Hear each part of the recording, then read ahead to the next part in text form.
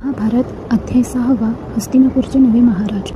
हस्तिनापुरात दरम्यान महाराज विचित्रवीर्य आजाराने मरण पावले, ज्यामुळे कुरुराज्य त्यांच्या 3 मुलांच्या हाती गेले, धृतराष्ट्र, पांडू आणि विदुर. धृतराष्ट्र सर्वात मोठा, जन्मापासूनच दृष्टीहीन होता. त्याच्या अंधत्वाने त्याच्या आत्म्याला अडथळा आणला नाही. तो एक शक्तिशाली राजकुमार म्हणून वाढला. विदुर सर्वात लहान, धर्मराज म्हणून सन्मानित होता. धार्मिकतेचे प्रतीक, त्याची प्रत्येक क्षेत्रातील ज्ञानातील प्रवीणता आणि त्याच्या लोकांच्या कल्याणासाठीची निष्ठा, यामुळे त्याला हस्तिनापुराचे पंतप्रधानपद मिळाले. ही भूमिका गंगापुत्र भीष्माने त्यांना दिली.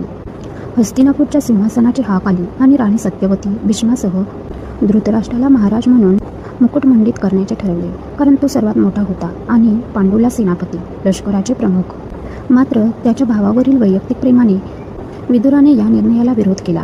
त्याने युक्तिवाद केला की एक राजा युद्धात लढण्यास सक्षम असणे आवश्यक आहे, जेणेकरून तो त्याच्या नागरिकांचा विश्वास मिळवू शकेल, त्याच्या प्रजेचे दुःख पाहू शकेल आणि त्याच्या अंधत्वाचा फायदा घेऊ शकणाऱ्या शत्रूंपासून राज्याचे संरक्षण करू शकेल. हा युक्तिवाद सर्वांनी स्वीकारला, परंतु धृतराष्ट्राच्या मनात हस्तिनापुराविरुद्ध तिरस्काराचे बीज पेरले. त्यामुळे पांडूला हस्तिनापूरचा महाराज म्हणून मुकुटमंडित केले गेले.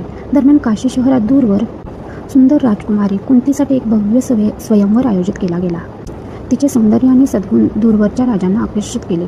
त्यात महाराज पांडूही समाविष्ट होते. कुंतीने पांडूच्या तेजस्वी व्यक्तिमत्वाचे स्वरूपाने मोहित झालेल्या त्याला आपला पती म्हणून निवडले. अनेक राजकुमारांच्या समुद्रात त्याच्या गळ्यात माळ घातली. नंतर भीष्मांच्या आग्रहाने आणि प्रचलित प्रथेनुसार पांडूने दुसरे लग्न केले, मद्र राजाची राजकुमारी माद्रीशी. त्याचवेळी गांधार नामक लहान राज्यात एक उंच सुंदर राजकुमारी गांधारीला वेदव्यासांकडून एक वरदान मिळाले, 100 पुत्रांना जन्म देण्याचे. कुरुवंशाच्या हितासाठी भीष्मांनी एक लष्कर घेऊन गांधार राज्यात मार्च केला. धृतराष्ट्रासाठी गांधारीच्या लग्नाची प्रस्तावना केली. राजकीय दबाव आणि युद्धाच्या धमकीच्या छायेखाली गांधारीने दृष्टीहीन राजकुमाराशी लग्न करण्यास सहमती दिली. त्यांच्या लग्नाच्या दिवशी गांधारीने आपल्या डोळ्यांना कायमचे झाकण्याचा मोठा प्रण घेतला. तिने हे धर्मपत्नीच्या जबाबदारीतून केले, जीवनातील चढउतारांमध्ये तिच्या पतीला समान दृष्टिकोनातून साथ देण्यासाठी. तिचा प्रण हा तिच्या त्याग, निष्ठा आणि पतीप्रतीच्या समर्पणाचे प्रतीक मानला गेला. मात्र गांधारीचा भाऊ राजकुमार शकुनी घडत असलेल्या घटनांना पचवू शकला नाही. राजकीय दबावाखाली लग्न आणि नंतर संपूर्ण आयुष्य अंधत्वात जगणे. त्याने त्याच्या बहिणीचे जीवन राजकीय आदेशांच्या जाळ्यात आणि गडद नियतीत अडकलेले पाहिले, ज्यामुळे त्याची हस्तिनापुराविषयीची दृष्टी विकृत झाली.